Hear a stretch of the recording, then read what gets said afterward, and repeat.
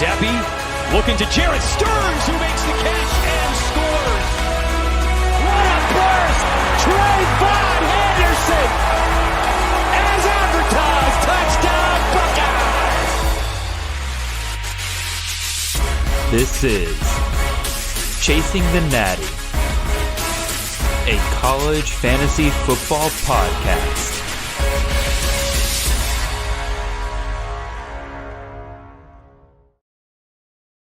All right, welcome in, everybody. This is Jared Palmgren, host of the Chasing the Natty podcast. I hope you guys are having a wonderful Sunday night. Welcome in, everyone who is joining us. Again, great crowd already here tonight. Can't wait to see more people kind of coming in as we go along here. Speaking of which, y'all go ahead and hit that like button before we get too far into this. Helps us get onto the home pages of everybody who might be somewhat interested in content like this. So go ahead, take 2 seconds, hit that like button before we get any further. And also, just drop the link to this live stream in just a group chat or two of you and your favorite college football buddies. Maybe they're not into fantasy. This is a great place for them to come by, hang out, ask some questions. And again, just watch a mock draft, kind of dip your toes into the CFF side of things. I think I pretty much got through the whole spiel there. Tonight, joining us, we have Mr. Matthew Hicks from the Rookie Big Board podcast. If you guys are some NFL guys, you've probably definitely consumed some of his content before. You've probably seen some of his college fantasy videos going around with him and John Lobb. Matt, how are you doing tonight, sir?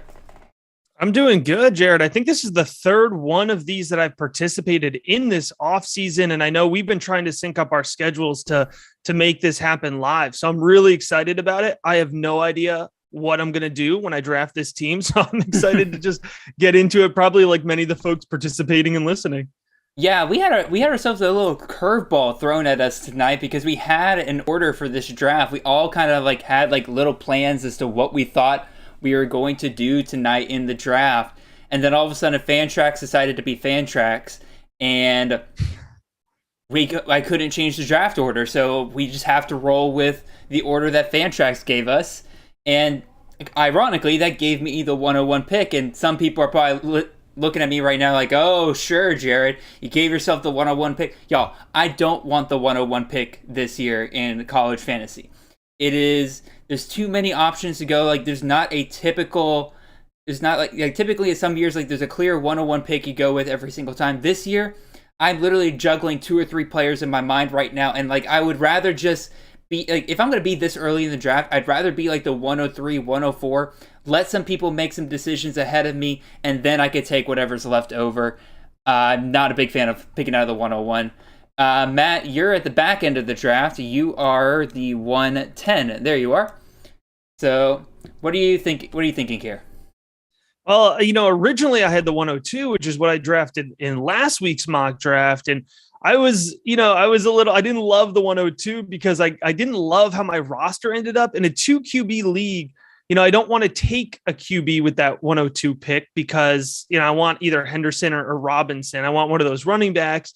But then I didn't like the QBs by the time they swung back at the 2-3 turn. And all of a sudden I was going, very QB zero, which is not something that I personally am used to doing. So I'm thinking at 110, I might be more comfortable with the quarterbacks that are there, depending on how things shake out. And hopefully I have a different feeling roster this week. And, at the end of the day, when you're doing best balls like this or mock drafts or anything along these lines, you want exposure. You want to try different builds. You want to try different things. So I'm excited to hopefully get a different feel from last week. Yeah, I think I'm going to try for a different build here as well. And it's going to be based heavily on what I can get back to me at the 2-3 turn. Because earlier in this offseason, I still really like what you can get at the 1-2 turn. A lot of times you can really find at least 2 studs you can just grab there back-to-back along that turn. But lately, some of the guys that were kind of going earlier in round 2 have kind of slipped into the back end of round 2. And so I'm kind of hoping maybe that I can take advantage of that here in this draft and maybe hit a position that I've not really been super comfortable with in the past couple of drafts. I'm hoping to kind of fix that tonight. it's ironic because I already know who I'm going to go with my 101 pick, and it's not the position that like I've been struggling at. So maybe I'm just setting myself up here for failure. Again, looks like we got a few more people kind of coming in. If you haven't already, just hit the like button real quick, and also go ahead and drop any questions you have in the chat. We still got about like 4 or 5 minutes here before the draft really gets started, so we got time to answer maybe 1 or 2 questions. John's already screaming at me, who is my 101 pick? I guess technically it's not a huge spoiler if I go ahead and just say who I'm thinking of taking. Yeah, let's hear it. Come on. I'm probably going to go Jackson Smith and Jigba here. Okay, yeah, I like that. Bijan Robinson. I'm debating between him and Bijan right now. Not Brock Bowers first overall. I love my boy Brock, not first overall. Again, Bijan, Lou Nichols was another one I was actually considering at 101. Again, I'm starting to like reprocess like what I'm thinking here. I think I'm just gonna make it a surprise who I pick because I'm kind of leaning off of Jackson Smith and Jigba here. We will definitely see.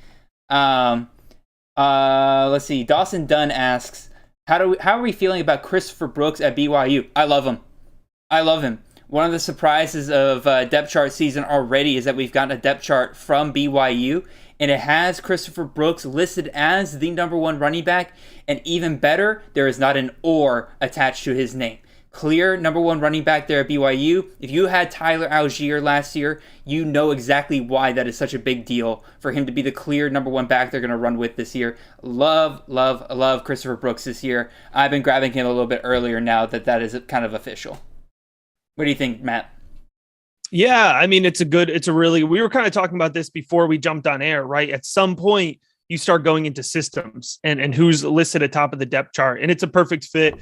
You look at Algier. I mean, Algier turned into a highly productive running back. He was playing linebacker at first. So if you give me anybody at top of that BYU depth chart with the passing game that defenses are going to have to respect and get that BYU offense for this last year against a lighter schedule, right? So I would definitely be in on Brooks at the right price. But now we're not going to get him because we're hyping him up on the draft, so we're not going to get him. Probably he'll be gone in like round 5 now, like round 4 or 5 now. Absolutely. I don't know. You might have to take him 101, Jared, just to be safe. I think so. Actually, John just said in the chat, he's like, so wait, Jared's taking Christopher Brooks at a 101 spot? No, I will not be taking Christopher Brooks at the 101 spot. I do like him, though. Jared, if I may, one of the comments coming from Ryan is, he said rounds 14 to 25, he sucks. He doesn't feel as good. What he should do is pull up one tab, which is what I have, which is the C2C ADP tool, because you were roasting me before this draft for not following ADP well. And so I pulled up the Campus Again ADP tool so that I could try to, when we get into the later rounds, not look so hot take-ish, but I probably still will. We have the ADP up on Campus Again, but even better, we have a draft predictor tool up there that basically allows you to kind of play around with if a player falls to me at this spot, how likely are they to make it to my next pick? If you're trying to decide between 2 players and you're sitting there thinking like, I'm really scared that one of them's not going to make it back to me, throw them in the draft predictor tool. You can put the draft pick that you are at right now and your next pick, and it'll give you a % chance that player will make it back to you at that next pick. A phenomenal tool. Again, probably a little difficult to use like in the middle of a live draft, so definitely like in between your picks, like play around with it. It's on the Campus Account website underneath our tools tab. Absolutely go check that out if you haven't already. Let's see. Kenny Linson says CJ Stroud would be his 101. Fair enough. I get it. If you want to go QB early, there you go. And then we got 5 seconds before the draft starts here, and I'm still not 100% sure as to who I'm going with here. Here we go. You're on the clock, so you better figure it out. Yeah, I really am. So, again, I'm down between Jackson Smith and Jigba, Bijan Robinson, and Lou Nichols. I do love this first tier of running backs. I really, really do. But I also really love Jackson Smith and Jigba. It's hard not to. And, we're going with it. Going with Bijan. Yeah, it's too tough, man. It's too tough to not. Again, I'm afraid of saying this because now I'm afraid that the value isn't going to be there for me in the second round and everything, but I'm really kind of hoping that I can solidify a certain position in this draft because I have been struggling a little bit at a certain position, so I'm going to try to hit it a little bit earlier in this draft. Yes, John, call me a liar. I'm not a liar. I decided to go to a different direction at the last minute. Oh man, I was hoping CJ Stroud might fall a little bit further. I don't know if that's ominous to the quarterbacks that could come off the board here. We'll see. You got 4 picks ahead of you. John says he likes a liar. Fair enough. Oh man, 25 rounds of pure deceit. I love it. Let's do it.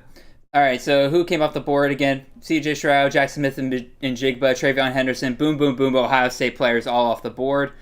There's my boy Lou Nichols going off at 1.5. CJ Williams off at 1.6. So, Matt, you still think there's a first-round QB worthy here? Because those are kind of my 2 first-round QBs. If I'm looking at a QB, those are the guys I'm going with. Let's put it this way. I don't feel like I have to use a first-round pick on a quarterback with those 2 off the board. I think there's maybe 1 or 2 that could return that value, but at 110, it's feeling safe that I could pass and swing back around at 203.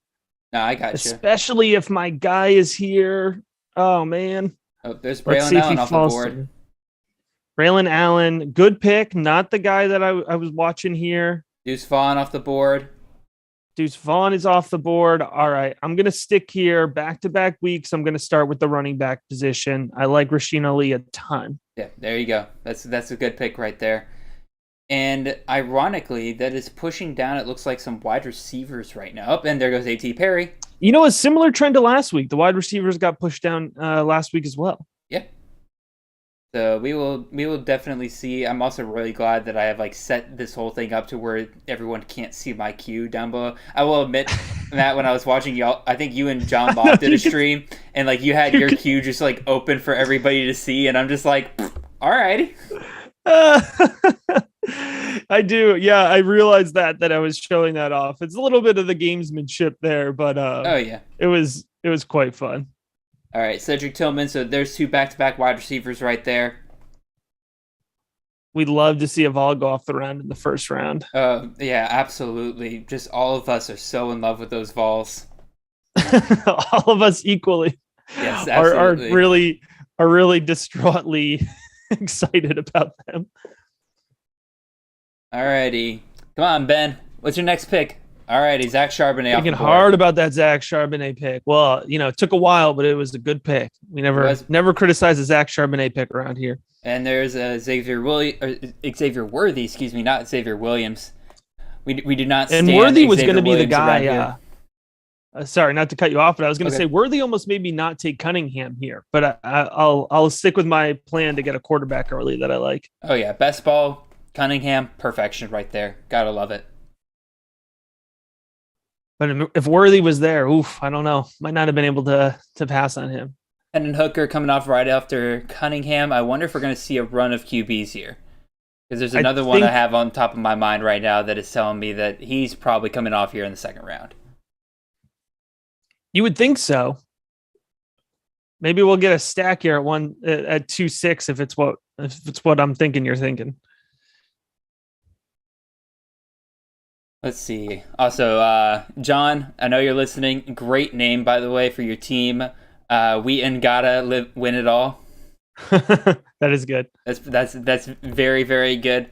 Last year for my dynasty team, I had my team as Bijan Demon. Like Be Gone Demon, but Bijan Demon. Ah, there we go. If you have to explain it, it doesn't work. Also, 2 more quarterbacks off the board there. Bryce Young, Sam Hartman. Hartman has started moving up into the second round pretty consistently now. I have noticed that. He used to be a guy you could get pretty consistently in the third round, but he is now very much a solidified second QB. Maybe the best ball kind of coming in there a little bit, but even still. Yeah. All right, hold on. I just realized I haven't really set up my queue here, so I'm going to throw some guys in there. Hartman, I'm surprised he ever wasn't in the second round. I just like in the volume that he's playing in, or the offense that he's playing in with that volume, and just the weird mesh, read system. It opens up the deep field so well for him. Oh yeah. All right, John Tucker comes off the board here. I got 2 more picks before my pick. Let's see. Henderson Tucker. Oh, what a start! That's fun. Double running back start there. That's fun. Tavian Robinson. Oh, my God. Tavian Thomas off the board there. Oh, one of my boys, Marvin Harrison Jr. comes off the board there. But I think I'm going to go ahead and take my second running back here. I have not started with double running back so far this year. And so this is my first time doing it. I feel pretty comfortable with it. So now it comes down to who do I take next. I could go quarterback here, but I think I'm going to wait a little bit, and I'm going to go ahead and take my first wide receiver here. Go ahead and grab my boy, Jermaine Burton, wide receiver out of Alabama. Get him off the board here. That's a good pick. How did Hartman get his picture in the draft? Does that mean he plays CFF with Fantrax? No, I don't think so. I think it's just Fantrax has some like, again, you're going to see some random players that for some reason Fantrax has felt the need to include their picture, but complete studs like Bryce Young or Travion Henderson or anybody in the first round, nah. So random, it really is. Let's see what else here.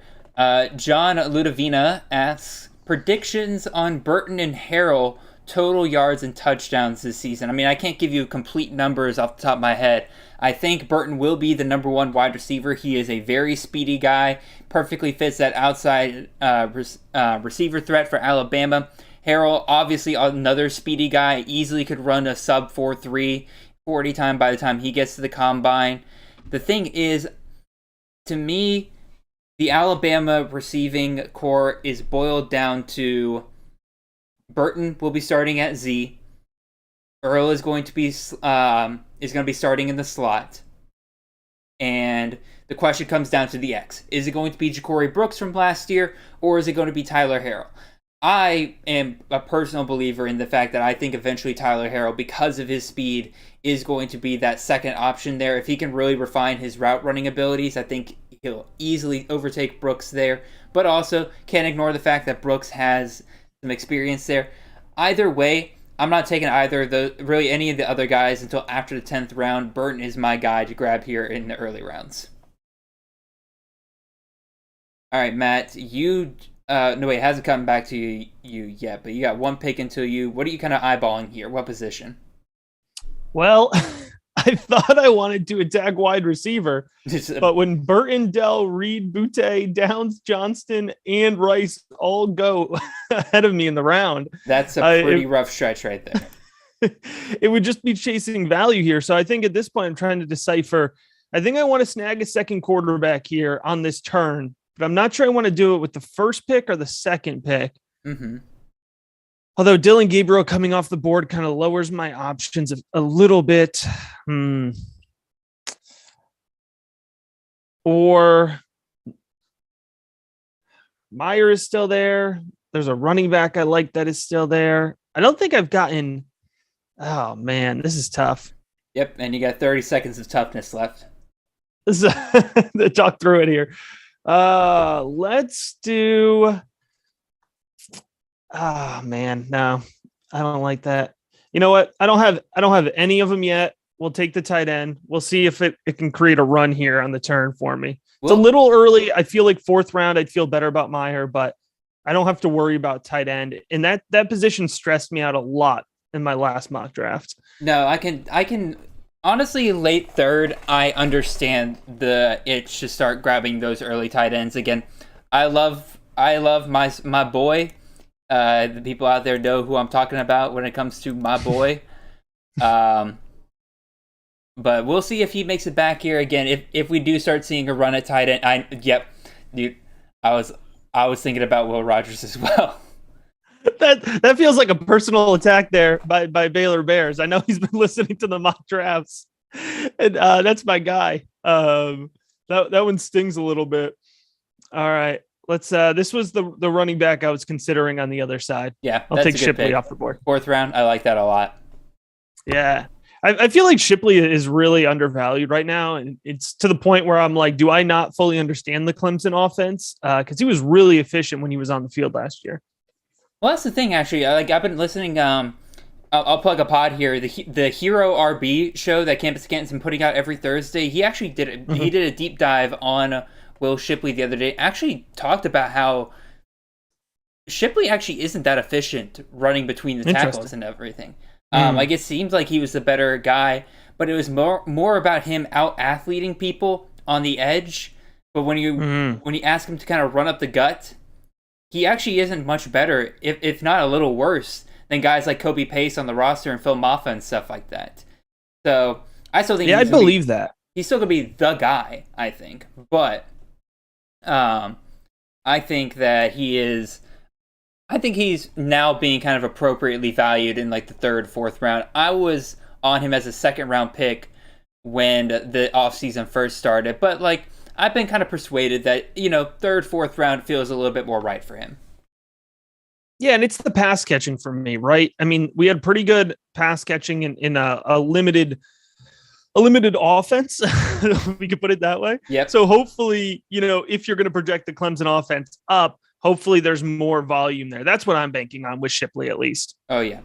Also, see, this is the reason why I felt the need to hit running back early, because here in the 4th round, it's starting to get a little dicey for me in terms of like the people being taken. Also, 2nd tight end off the board coming off there, Brock Bowers.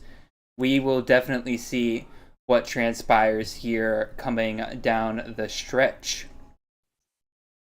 I really like to start by Lepo. Lou Nichols, Miles Price, Keyshawn Boutte, Brock Bowers. Really balanced start there. I mean, he's going to have to figure out quarterback, of course, but a good, nice balanced start. But if there's a year where like quarterback is kind of okay to wait on a little bit, I think this is a good year. You can get some pretty good guys later on. Dang, Cephas. I wanted to see if I could get him here. So we will definitely see Tiger Bob and Kenny. Between me, Kenny has been through these drafts long enough to I have a feeling to what direction he might go, just to see if he can get a reaction out of me. We will definitely see. But Bob is taking his sweet time. We'll see. Also, I'm hoping. There we go. I was getting a warning label that my stream was dying, and I was like, no, please don't. We're doing so well tonight. Please. Again, speaking of doing so well tonight and everything, again, hope everybody listening is having a good time and everything. And again, just go ahead and copy the link to this stream and just invite your friends to come on over. Yep, Kenny, I knew you were gonna do it. Took my boy Trig. Why? Anyway, let's see what we can look at here now. I think I'm gonna hit wide receiver again. And we're going to go ahead and take Zachary Franklin, boy out of UTSA, and then I'm going to go ahead and grab the last of the great tight ends. I'll take Mr. Zach Kuntz, tight end out of Old Dominion. Okay.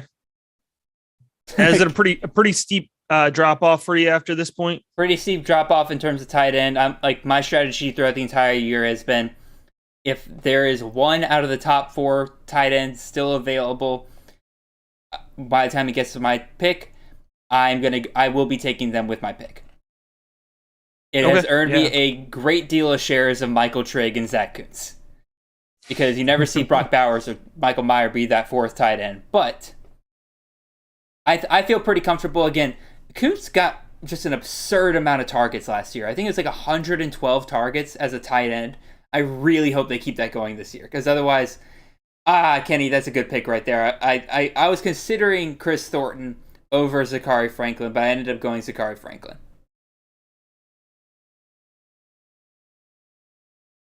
Can I ask you, Jared, I'd love to pick your brain on the 405 pick with Mo Ibrahim. Are you back in on Mo with the reports at a camp that he's healthy, he's back?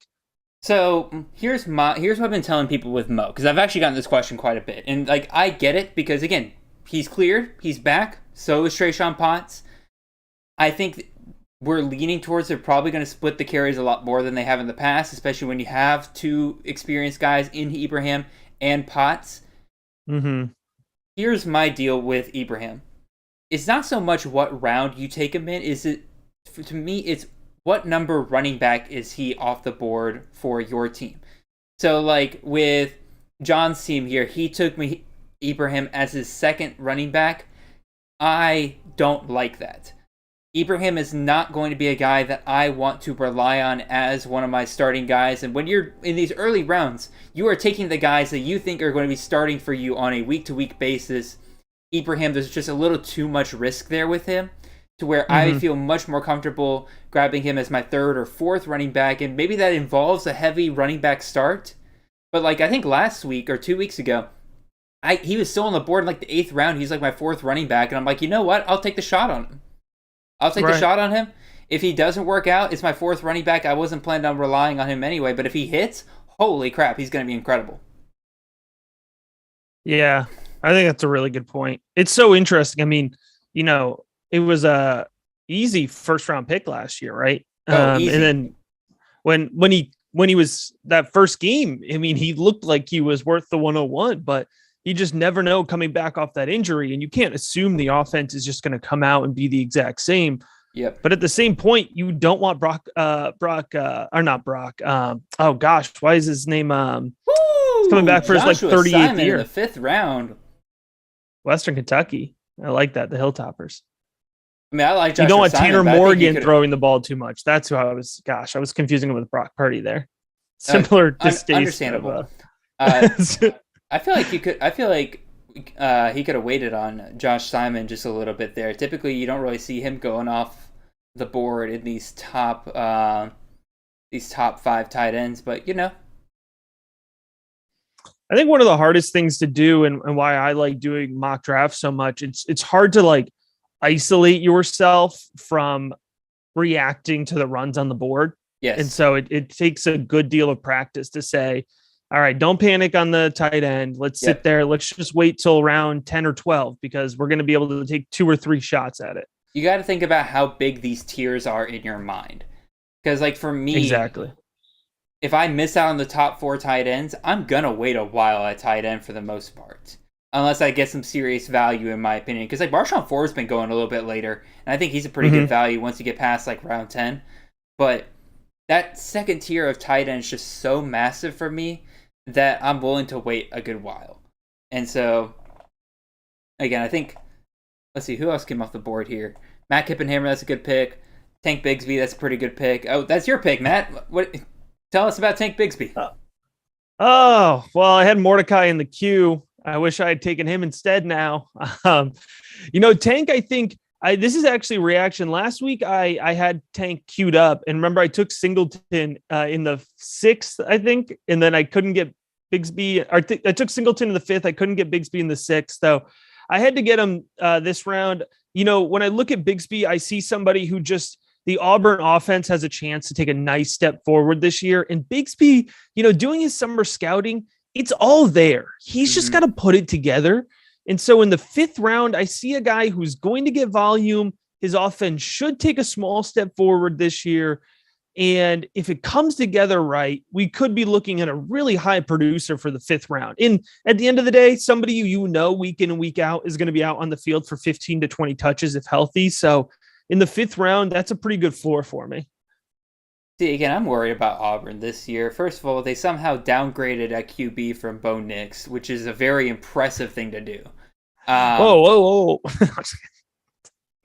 Are you really going to defend TJ Finley and Zach Calzada over here? No, I was going to defend Bo Nix, but not really. No, I'm not drawing that line here.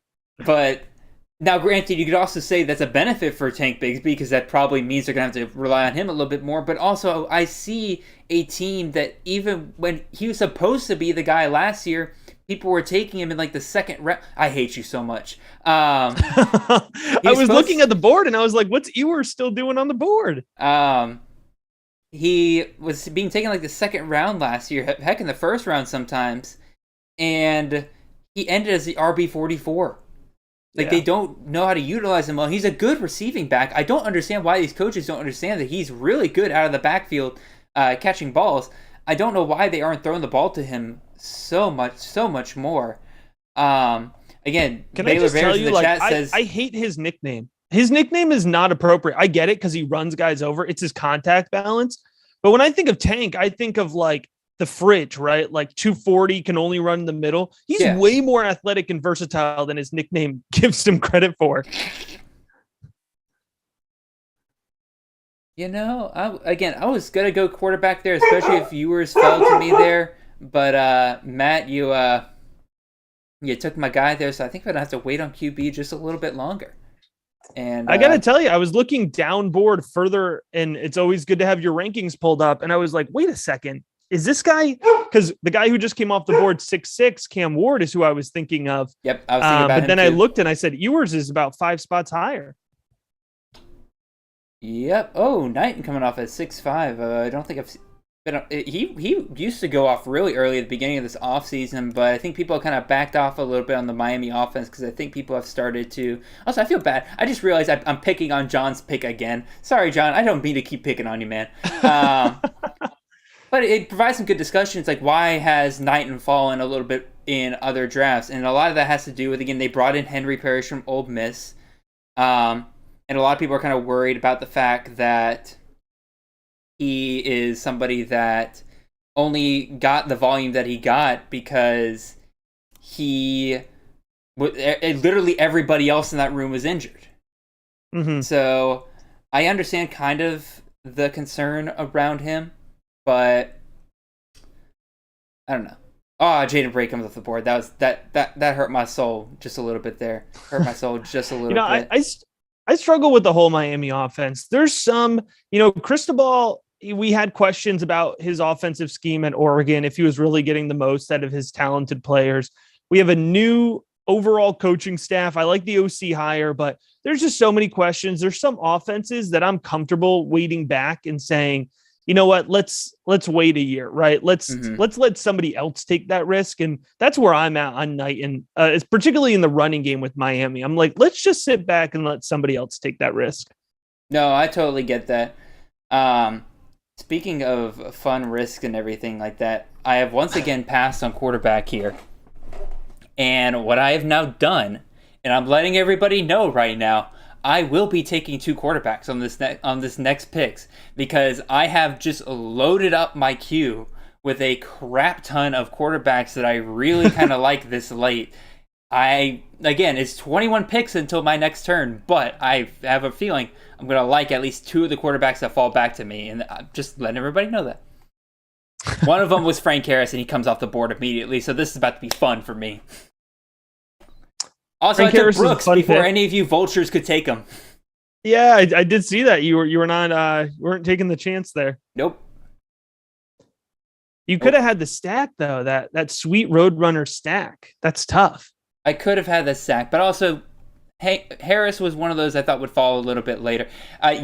Don't you guys dare just all go QB. I'm gonna hate y'all. And there's 3 QBs in a row. I need to keep my mouth. I need to keep my mouth shut right now. You guaranteed it. It was a guarantee on this podcast. Who else needs quarterbacks here? Kane could probably go quarterback. Golf will go quarterback just to spite me, despite the fact he's already got 2 quarterbacks. Yeah, I mean, I can tell you, I haven't ruled it out. I'm considering it just for fun. Yep, and there's another quarterback off the board, Aiden O'Connell. It's bad when Aiden O'Connell's coming off the board. No, I will not tolerate Aiden O'Connell's slander on this show, sir. That man, 5 out of the last 7 weeks, was a top 24 QB in CFF last year. Dude was Mr. Consistent. You plugged him in every single week, and you knew you were getting 25 points, and you called it a day. I will not tolerate Aiden O'Connell's slander on this channel. Man is throwing for 4,000 yards this year. I'm not going to hear it. Well, a bit of karma for my bad mouthing because I was eyeing down Parker Washington with this pick, and there he goes off the board. So you're Parker Wicks off the board. So you're Parker Washington over Tinsley then?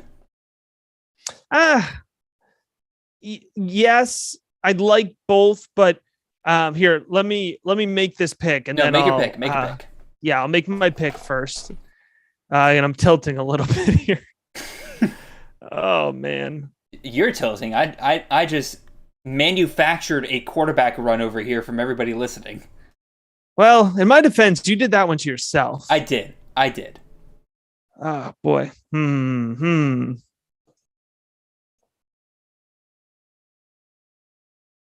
My host is watching Star Trek downstairs. I could hear the music. It's pretty nice, actually.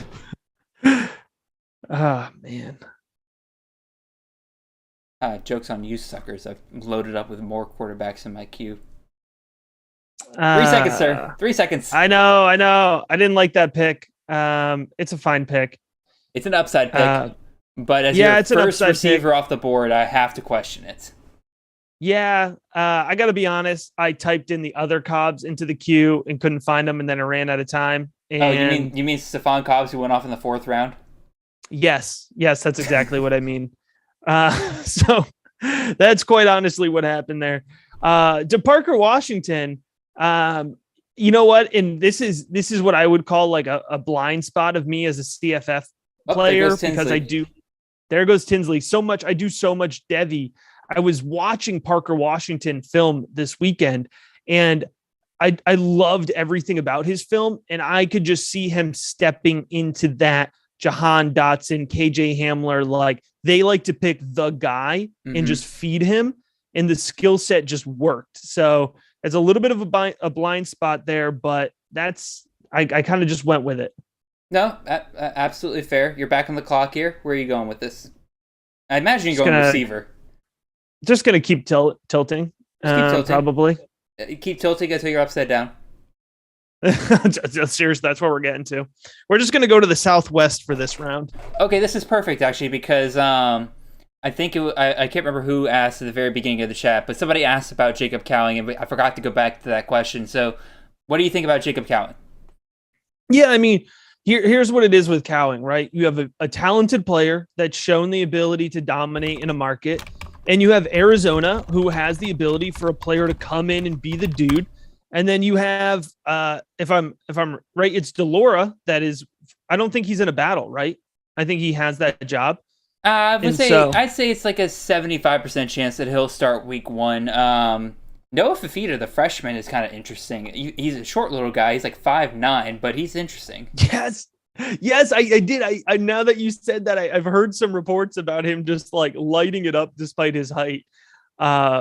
But, you know, I like Delora at Washington State. I mean, once he got himself going, he was executing that offense, and obviously a higher volume offense than what Arizona is going to roll out. But still, in the 8th round, and even Cobbs to a degree, right in the 7th round, you're getting X receivers, even if, you know, their offenses are maybe, you know, less safe than some of these bigger ones.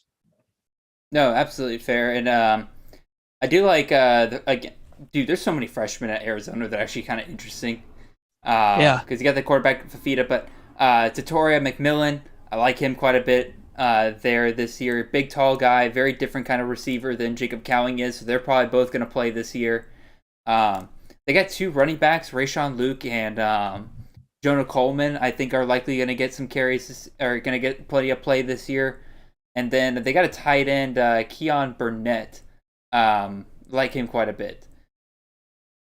John asks, will Jackson Dart be the starter? That was a tongue twister right there. Don't do that to me again, John.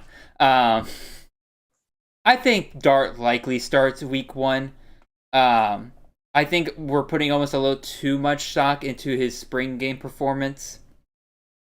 Because again, it was very clear he really wanted to show off. And that game was very much just kind of looking to put the ball up into the air, try to hit deep shot after deep shot. But again, he was playing with the second team O-line, and if you're playing with the second team O-line at Ole Miss, that's just a rough time for you. So again, put him behind the actual O-line. I think he looks a lot better that day, but also hopefully he gets it out of his head that he doesn't have to hit the deep shot every single time. Nicholas Singleton going off here in the 8th round. I just put him in the queue. I was so patient, and I just put him in my queue.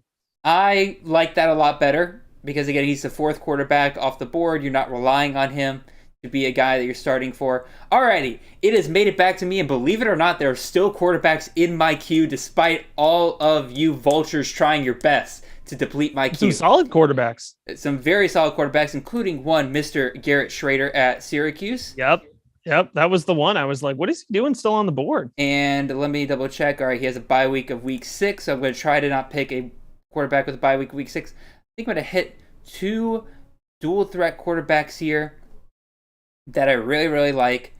And I'm going to hit Garrett Schrader and Colin Schlee, quarterback out of Kent State. I'm going to need to find another quarterback to kind of fill in those first couple of weeks for Kent State, but I feel pretty comfortable with it. So, can Schrader throw a forward pass? To be determined. But does he need to? That's the question. I would say, but this is best ball. I don't need him to every single week. Alrighty, I guess I probably should load up other players into my queue here. Oh, there's some players I like. I like a lot on the board right now. I gotta tell you, this is like the rounds where I'm like, all right, get the queue fired up. Before like the first like 7 or 8 rounds, I'm like, I could do this on the fly. No, you gotta be working that queue. That queue is everything. Queue is life. Queue is life. Need that on a t-shirt. I forget you're a teacher. What do you teach? I said on a t-shirt. Oh, on a t-shirt. I thought you said. Are you a teacher? Am I mixing you up with somebody else? I know Lob's a teacher, but like. I consider myself an educator. So I work in colleges, and sometimes I lecture, but I'm not like a principal lecturer. Gotcha. I feel like you'd be a pretty cool professor. I like to think I am.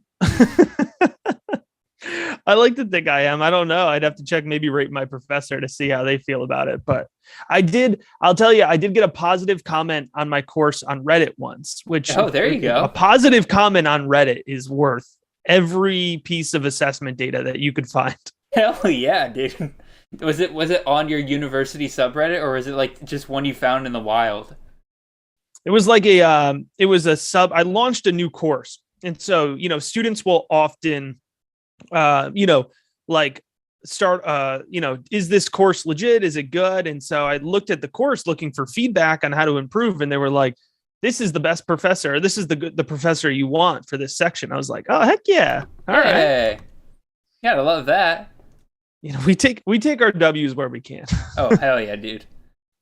All right, one thing I completely forgot to talk about here at the beginning of the mock, and I'm ashamed of myself because I told Lob that I would make sure to make a point of doing this. But, y'all, one thing that Matt and I are doing is that we will both be a part of the Kings Classic live CFF mock draft at the Fantasy Football Expo this year. Matt, I'll keep finding wide receivers to draft in the meantime. All right, we're back, it looks like.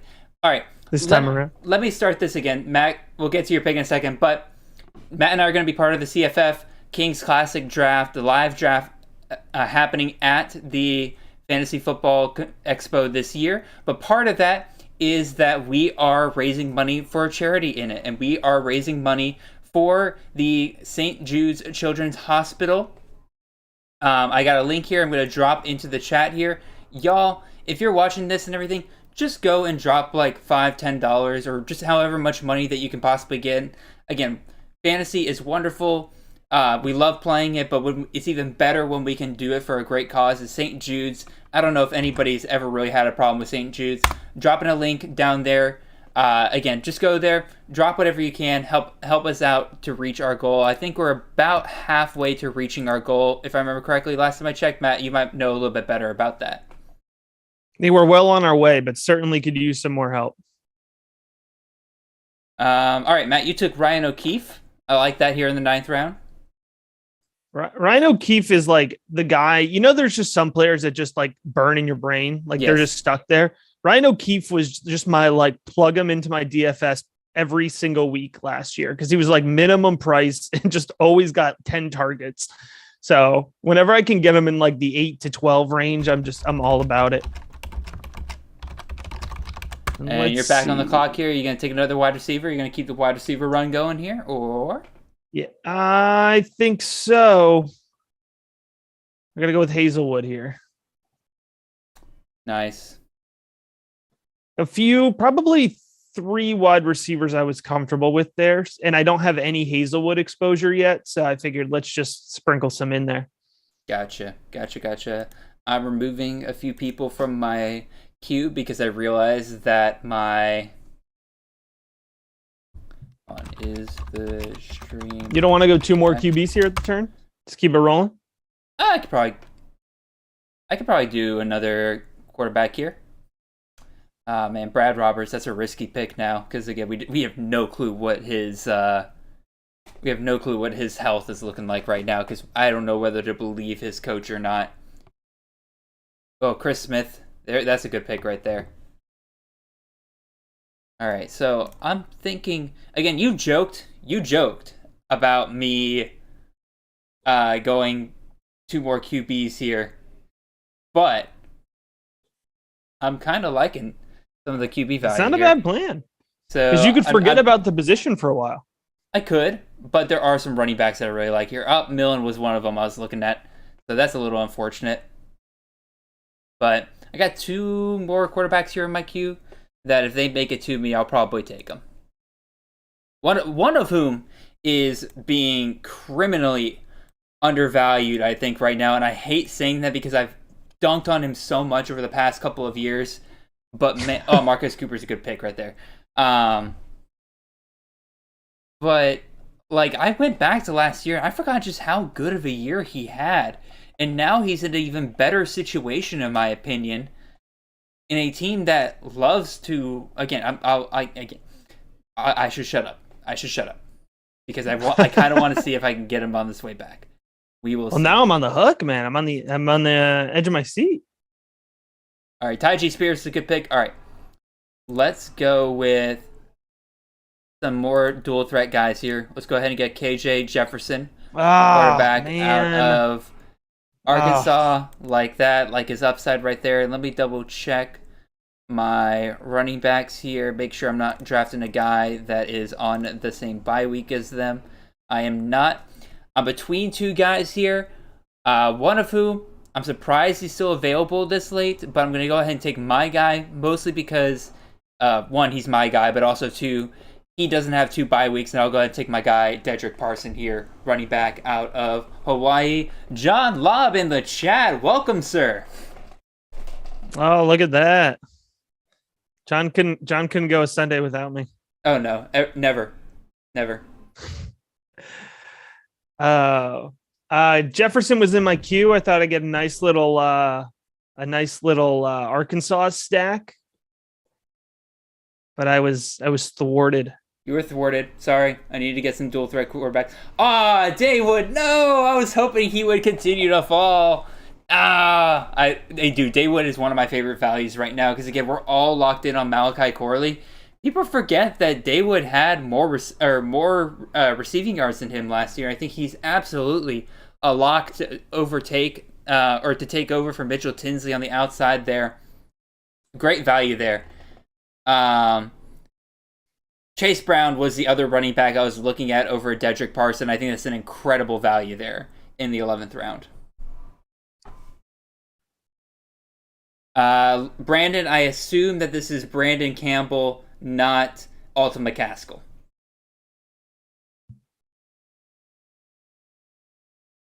John says that he loves you, Matt. Oh, feelings mutual, John. The feeling is mutual. All right, more dual threat quarterbacks coming off the board. There's Spencer Sanders. He's kind of risen up some boards this month compared to where I've seen him been kind of going up. This is like August is the month where everyone has to accept that Spencer Sanders is just a player again. You know, it's so hard. I think everybody got so burned that one year that everybody was just like, you know what, I don't want to do this again.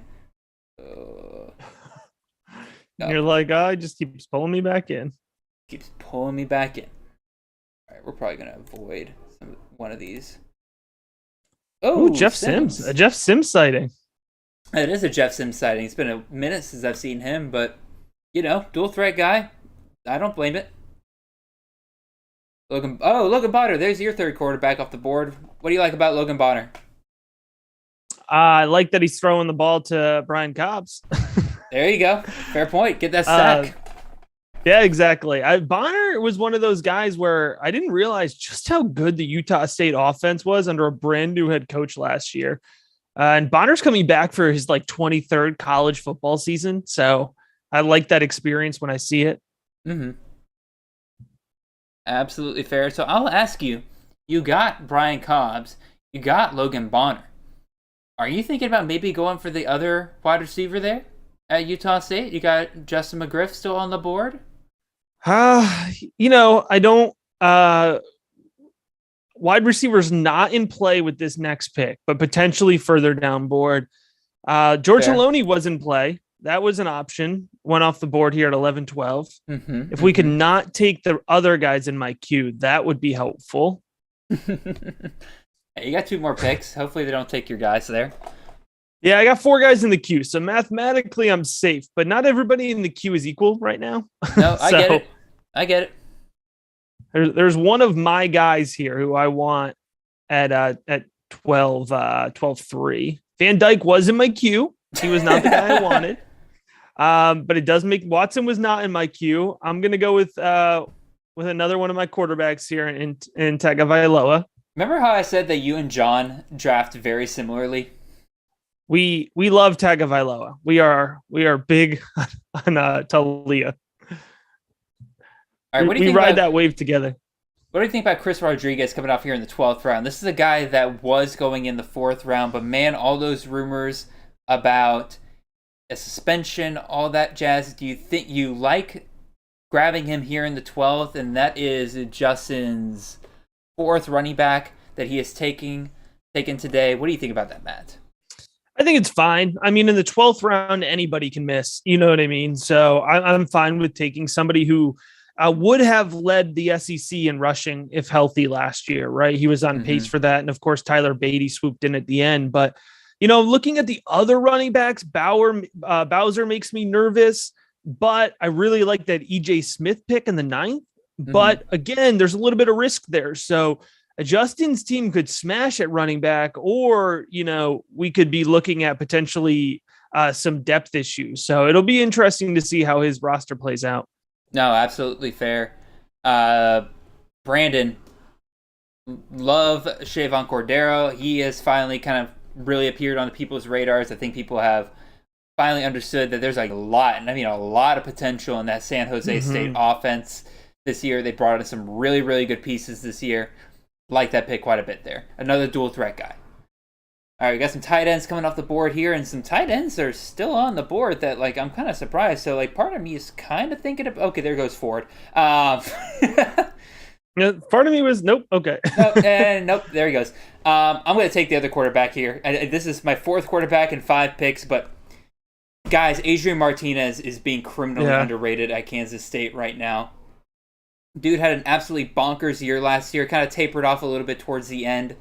But, man, he is now in an offense that loves to run the QB and has some great weapons around him like Deuce Vaughn. I really, really like him this year. Now, the question is, who do I take now? I have only 3 wide receivers so far, so I should probably take another wide receiver here. And I'm kind of down between a few guys here that... How's Martinez's shoulder? Everything tells me it should be fine. He should be good to go for the season. So, I got 3 guys here. Oh, God, I got 20 seconds. Yeah, now you're looking like me over there. I think I'm going to take a boring pick. I'm going to go and take Xavier Hutchinson, wide receiver out of Iowa State.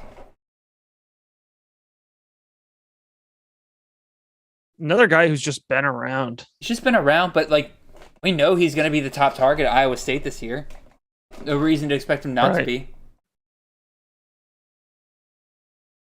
No, I mean, he has to be. I don't think there's another option, quite frankly. Well, they got Dimitri Stanley from Colorado. I think he's there now.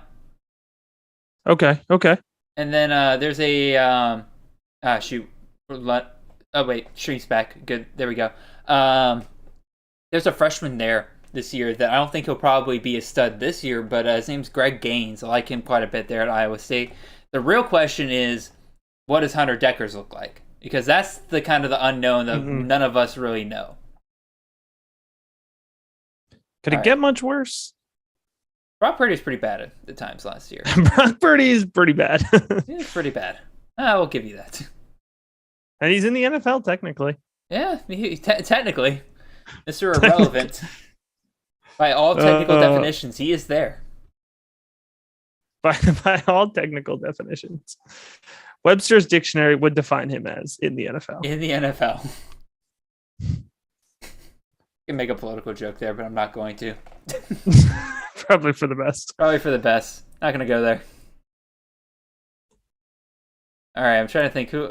Again, I'm kind of getting to the point in the draft where, like, I'm looking at my queue and there's nobody that's, like, jumping off the page and is, like, really, really exciting me. I'm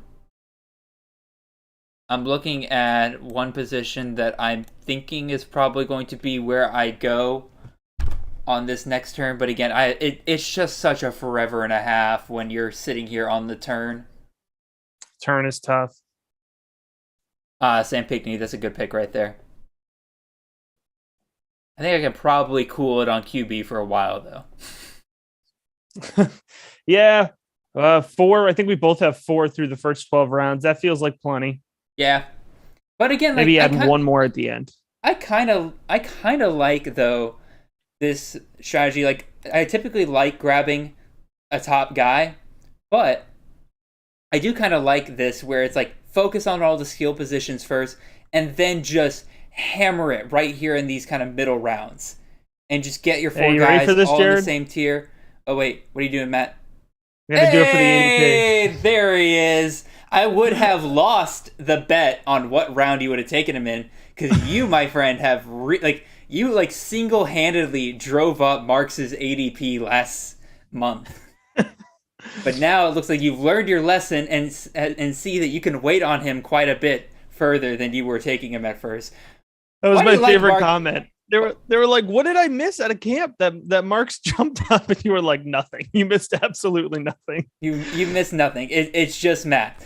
But Matt, tell the people, why do you love Marks so much this year? And also throw in there, why do you like him over Dylan Johnson? A lot of people are saying that Dylan Johnson's the better value right now.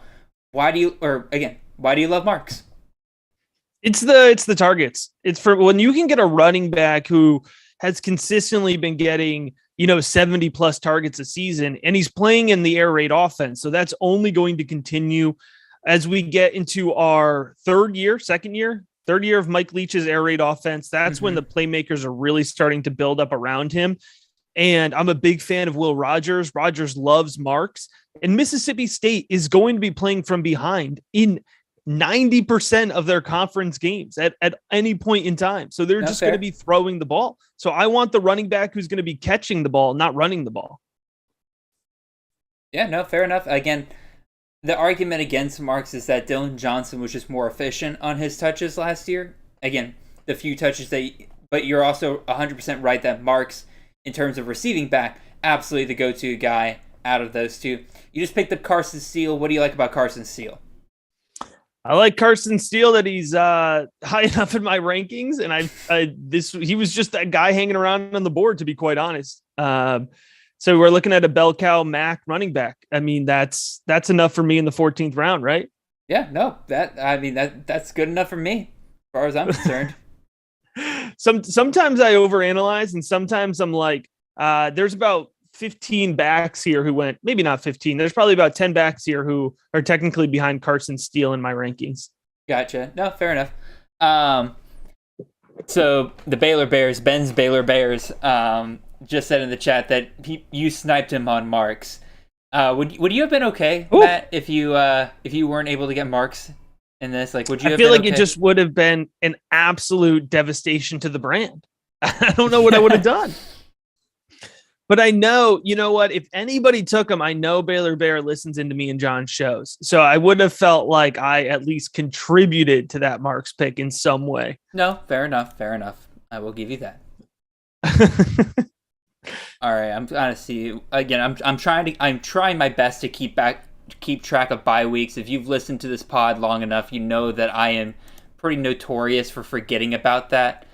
Just Jalen, great question. He asked, "How do I get in the next draft?" You can contact me on Twitter. It is down there in the bottom right corner. I am at CFF_Jared. Just shoot me a DM. Let me know, hey, I want to be in next week's draft, and if there is any open spots, I will do my best to get you in. So that is the way to get into these drafts. Nothing too crazy about it. No like sign up sheet or anything like that. No, just DM me. There's a spot open. You're in. Alrighty, I am on the clock here. I thought about going tight end here, but Will Mallory, Sam Laporta, and Payne Durham all went off the board there. So values lost there for tight end. All good picks there, by the way, at tight end. So now I'm going to go a different direction here. And I think I'm probably going to pick up another running back here. Again, let me check my bye weeks and everything. All right, I think I'm just going to go ahead and pick up, again, kind of a boring pick. I'll pick up Pat Garwo. Dude's going to get two. No, that's a good pick. It's a good pick, but it's kind of a boring pick. He's not not a ton of upside there, but he's going to get 200 touches this year, and I cannot ask for more than that in the 14th round. Yep. And then with him being the boring pick, I think I'm going to go ahead and pick a guy here, again, assuming they're not on the same bye week. They're not. Good. We're going to go ahead and pick another running back here that I'm just a little bit more excited about. And we're going to get Percy Aguier-Obise out of James Madison. That is an offense that absolutely can get you a 1,000-yard back, and he is returning from injury. I like it quite a bit there. Ooh, DJ Uyangalele. And Sam Rattler. The Rattler DJU combo right there. That's the comeback tour right there. Kenny's got the comeback tour going.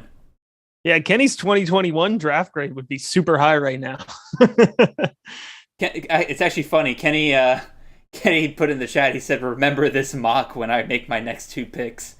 So he is predicting the comeback here. You have to appreciate it. Oh, no, I appreciate it.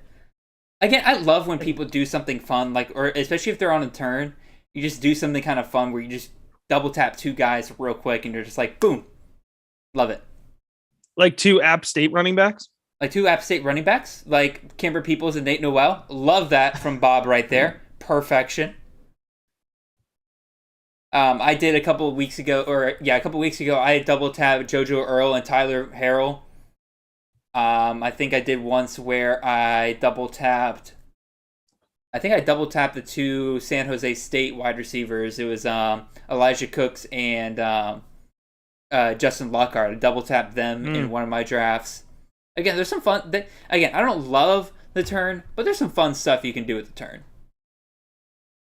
I like the quasi turn, like where I am now at 5'10". What would that? That'd be like 15-10, 16-3. Like it's enough of a turn where it's still grouping your picks together, but not so much where you have to do what you're doing, which is just like swing around and make those back-to-back picks.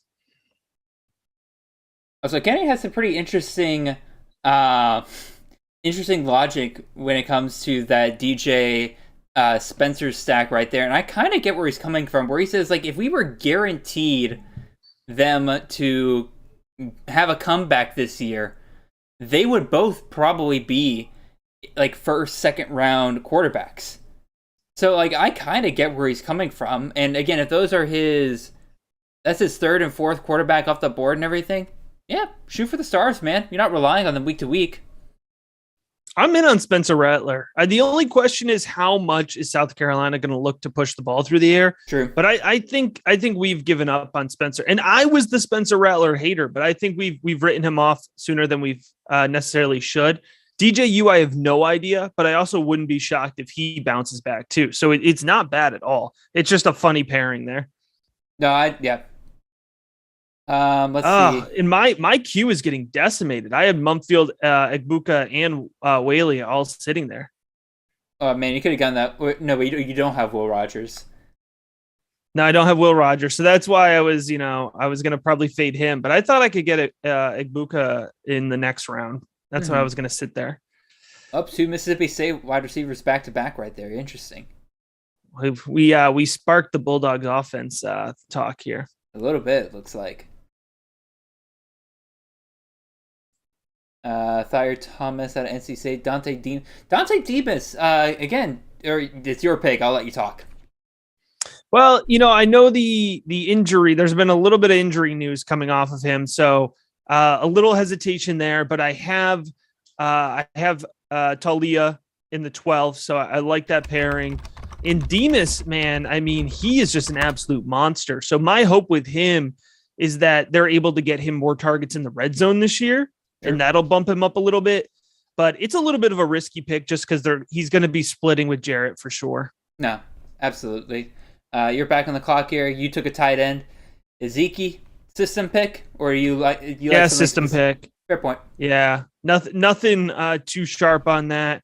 I do think UCLA is in for a good year. I think their offense is prime. And maybe I shouldn't say too much because there's another UCLA player I like taking a little bit later. Hey, he might be in my queue. Ooh. I'm not going to take him, so don't worry about it. Yeah, I say he might be ready to go. Oh man, I usually get a couple more rounds before, but dude, I guess we'll see. We're in the point where I know Kenny just mentioned he's like, shoot, I just shot Spencer Rattler and DJU's ADP up. And I'm like, we're at the point in the draft where ADP's all over the place when it gets past the 12th, 13th round. So just go get your guys at this point. Okay, hold on. Yeah. Oh, I'm going to give praise to Mr. John here because John Ludovina has just taken Trayshawn Potts as his latest running back off the board to pair with Muhammad Ibrahim. There we go. That's how you do it. I like that. I like that quite a bit. Granted, Bose has been a great value in the 16th round. I honestly need to move him up my rankings. I keep forgetting to do that.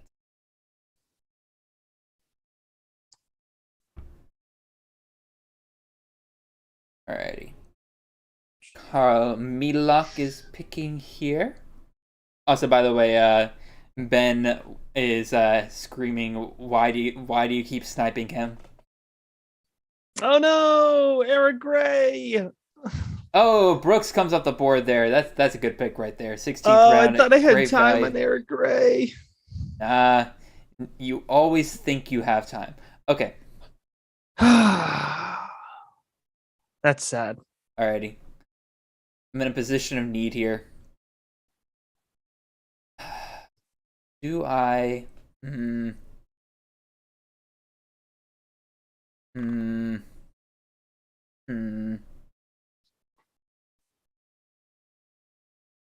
I lock down a receiving room here? I think the answer is yes.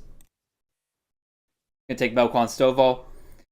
And then I think I can get at least one of these other players I'm looking at here. So I'm just going to go ahead and take my guy at tight end. I really like Tyreek James this year. So lock down the Colorado State wide receiver room and grabbing my guy, my second tight end off the board here in Tyreek James. I feel pretty good about that turn. I dig it. And you didn't snipe me. I did not snipe you. If you want him, you can have him. We'll see. We'll see if anybody else takes him. Ben is asking, is Eric Gray going to be good this year? I am saying far away from that Oklahoma running back situation because of Jeff Lebby, the new offensive coordinator there. If you have looked at Jeff Lebby's offensive system these past, probably 5-6 years, dude has not produced a 1,000-yard running back. I'm saying far away from it. Dude loves a committee. He's got 3 great running backs there this year in Eric Gray, Marcus Major, and freshman Javonte Barnes, and they haven't even gotten Gavin Sawchuk yet. I feel like that's going to be a full-blown committee. I'm staying away from Oklahoma's running back room. I mean, here's the bottom line. Eric Gray is good. I don't care what anybody says. Will he be good for CFF? I'm not sure. But I do feel validated that he does still seem to be at the top of not at the top, but he's still considered a legitimate NFL draft prospect. Mm-hmm. And so the talent is there. I feel like I'm not biased. So I don't know if Oklahoma doesn't give him a shot to be the dude. I think it's going to blow my mind. But my mind was blown that he wasn't the dude last year. So he wasn't good last year. That's the problem. He wasn't nearly as bad as getting faded out of that offense. That offense was a train wreck. Fair enough.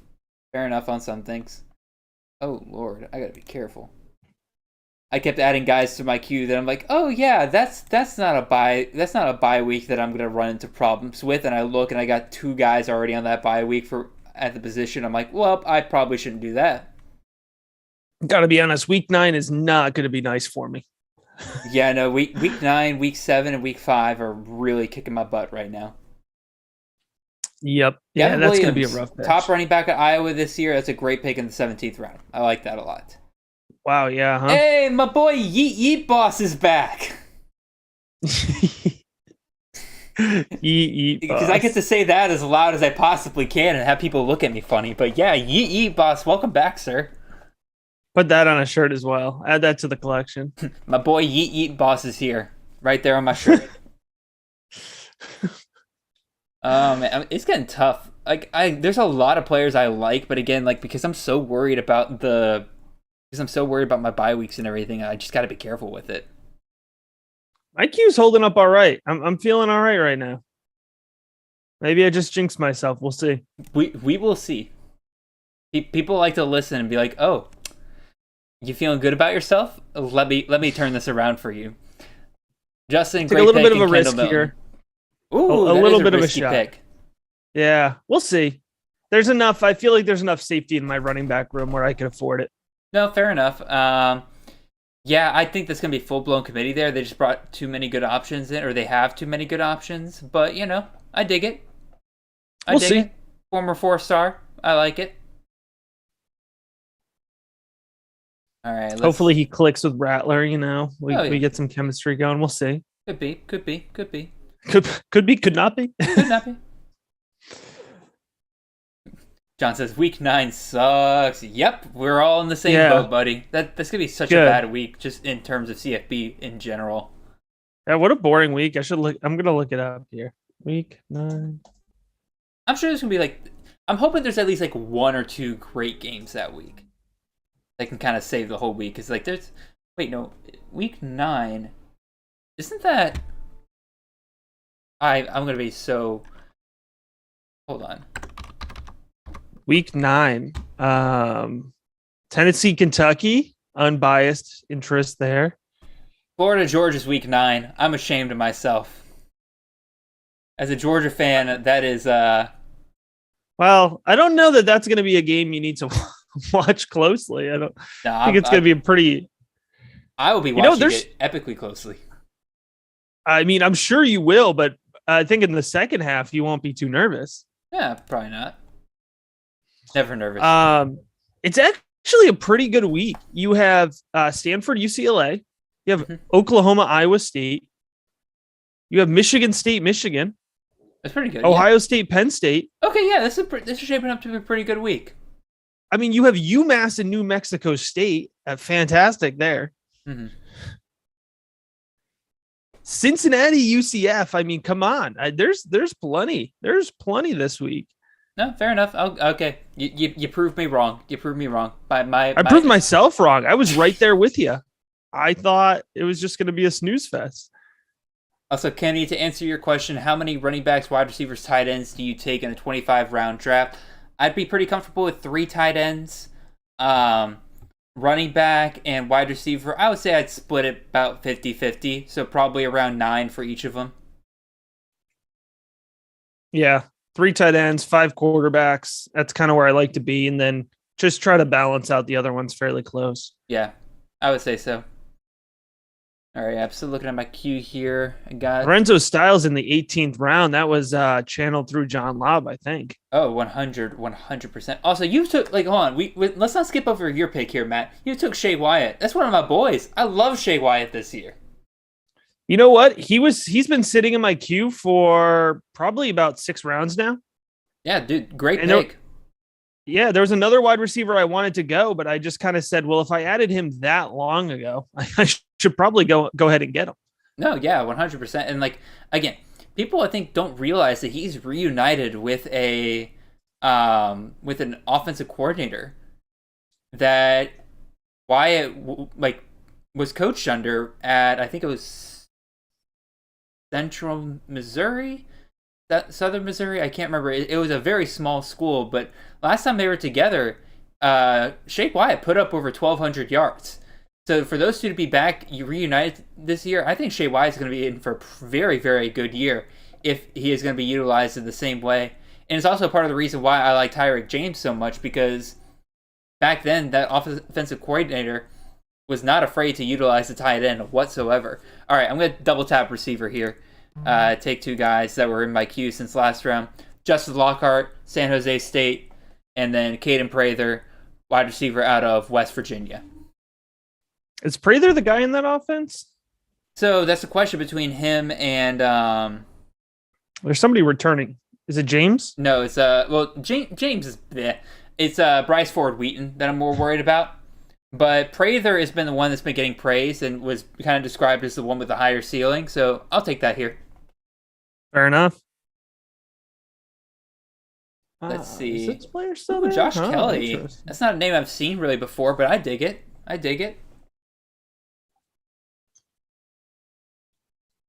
Probably start considering my next quarterback here. Who's still available? Oh boy, quarterback, huh? Yeah. Oh, there's one. Q is empty there. Ooh, that's very interesting. Hope he makes it back to me. He probably won't, but he's interesting. Okay, yeah, there's some guys here that I kind of like. Do I have anybody on that bye week already? I do. There's also two Mac guys, so. Or I could throw a homer pick in there. We'll see. Yep, there goes JoJo. Starting receiver for Bama. Why not grab him in the 19th round? I would have grabbed him a little earlier if I didn't already have 2 Week 9 bye wide receivers, and I really needed to get away from Week 9. Yeah, not a bad spot at all there. Izzy Abanikanda nailed it the first time, just like John Lobb. Well, Pittsburgh's not going to run the ball anymore, right? According to, or was it the other way around? No, it's the other way around where he was like, dude, that was okay. Let's talk about that for a second. Let's talk about those comments. What a stupid way to thank Whipple for the most productive offense that Pittsburgh has ever seen. That had to have been some sour grape. The Buckners, who I was looking at, great pick, Justin. What a that had to have been some serious sour grapes on Narduzzi's part for Whipple leaving Pitt for Nebraska. Because, come on, dude. And, in that game, they ran almost 40 times. The game he was referring to, they ran almost 40 times. It was just one of the most inane comments I've ever heard a coach say. I just didn't get it whatsoever. And, let's be real. Abanikanda wasn't doing that great last year. He couldn't separate himself from Vincent Davis. All right? Okay? Vincent Davis. I played him in a few weeks in weekly. I can tell you that for sure. Vincent Davis. He's having a tough Narduzzi's having a tough offseason, man. I think the Addison thing just set him off. Oh, I think so, and too. Now he's just like old man on the front porch, just wants to yell about everything. Oh, yeah. I don't entirely blame him, but all right, he got auto picked Chris Hotman-Bell. I feel like that's a pretty good pick. That was 19th round, yeah. Yeah, and the offensive coordinator that actually gave Minnesota a top receiver is back. So yeah, I don't blame that whatsoever. We don't hate that. I don't hate that. I don't hate that.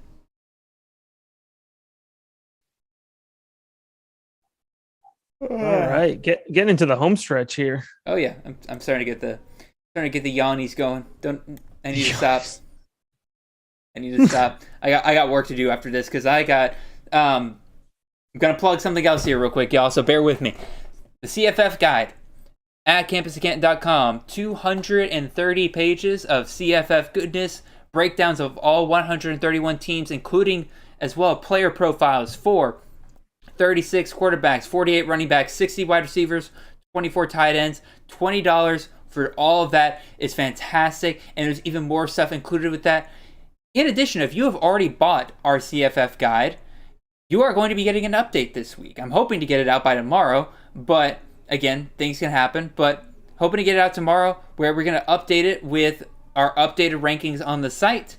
So you don't have old, outdated rankings. It's going to include new ADP from July. And so you're going to see a new mock draft that's going to include July ADP. You're going to see a brand new section that is going to compare ADP from June to July.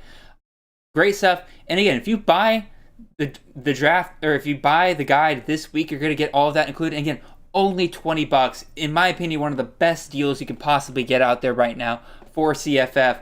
Absolutely go check it out. I got it. I'm on it. Good resource. I enjoy it. Yes, sir. All right, coming back to you, Matt. Again, we're round 20. What's kind of your late round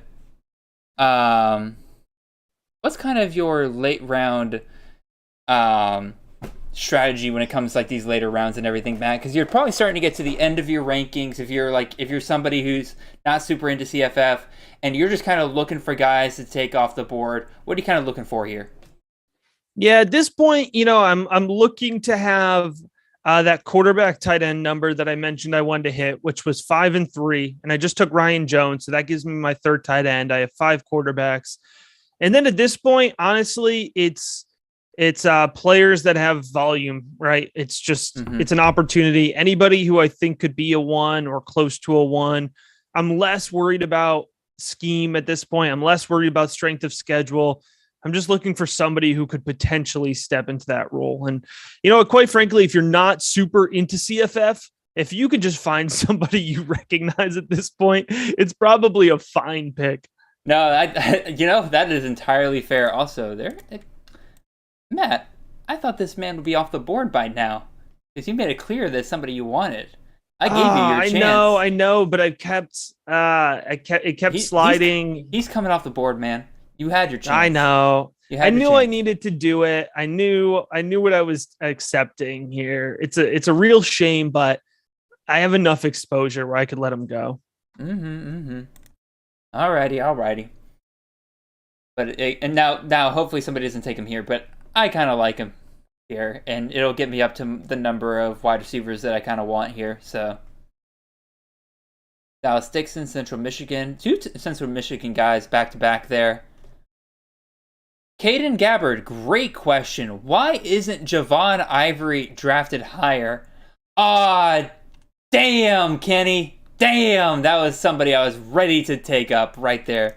Sean Fenton was a great classic round 20 snipe. There goes Jake Bobo. There it is. I deserved it. You deserved it. I won't even argue. All right, I'll go ahead and take wait, actually no. I can he's in the system now. There he is. Give me Mike Washington, running back out of Buffalo. Anyway, Caden Gabbard, back to your question. Why isn't Javon Ivory drafted higher? No clue. I'll be real. I think some people are a little bit questioning that of anybody taking over like Calvin Austin did. But if anybody is going to, it's going to be Javon Ivory. And is he still on the board? Like, let me look. Is he still on the board? Yeah, he's still on the board. Anybody who picks him up right now, I would consider that to be a great pick. The only reason why I haven't really picked him up yet is, again, I have so many guys on week 9 bye. I probably would have taken him a little bit earlier than now.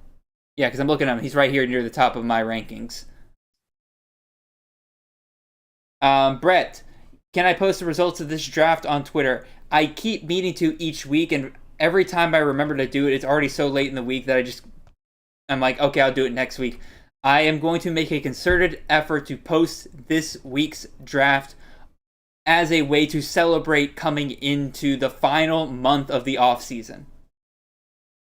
Caden, I agree. Caden says, I think that he thinks that Javon Ivory could be a top 20 wide receiver. Absolutely. There is the potential for that, and that's exactly what you want to look for here in these later rounds. Again, me and Matt were just talking about, like, what's the strategy here?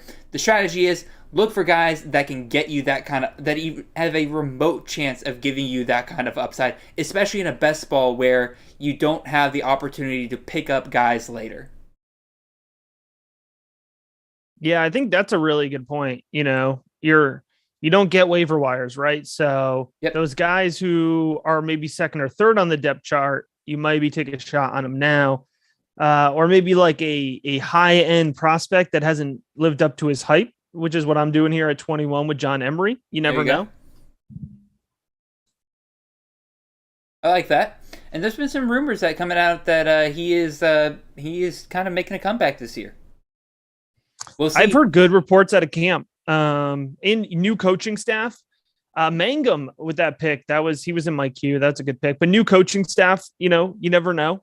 The talent's there. So I want to throw some praise towards Morace's way here. He picked Gyro Brock in the 6th round, just picked up Cartavius Norton in the 21st round, just locking up that Iowa State running back position for the year. I like that quite a bit.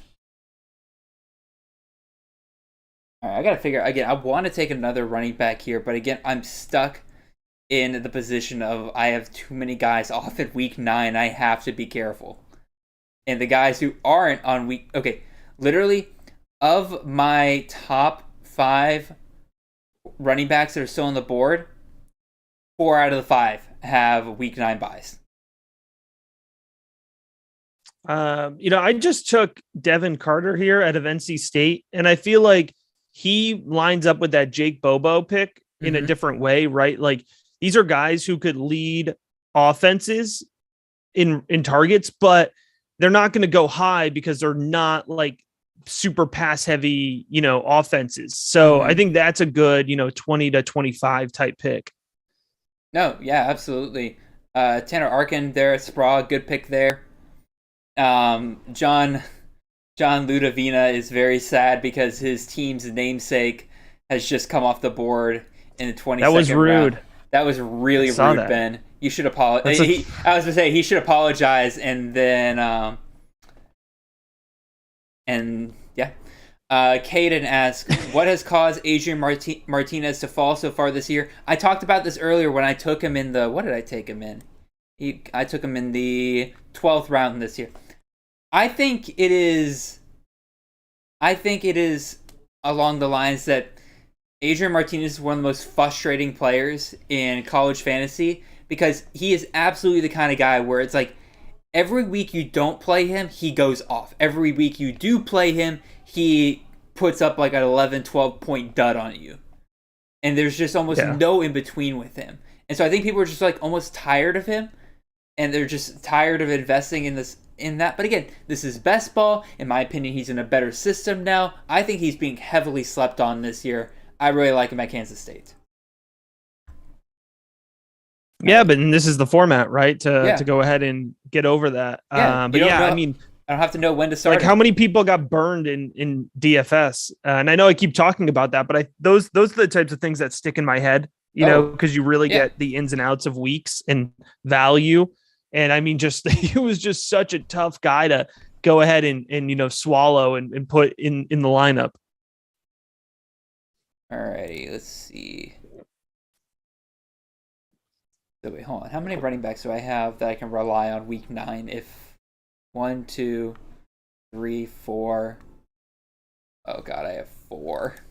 I really hope they have good matchups that week. Because I'm gonna take another running back here from week 9. Sam week Olsen. 9, I'm telling you, just forget about it. Just don't even worry about week 9. It's as long as everyone is sucking together on week 9, I'm okay with it. We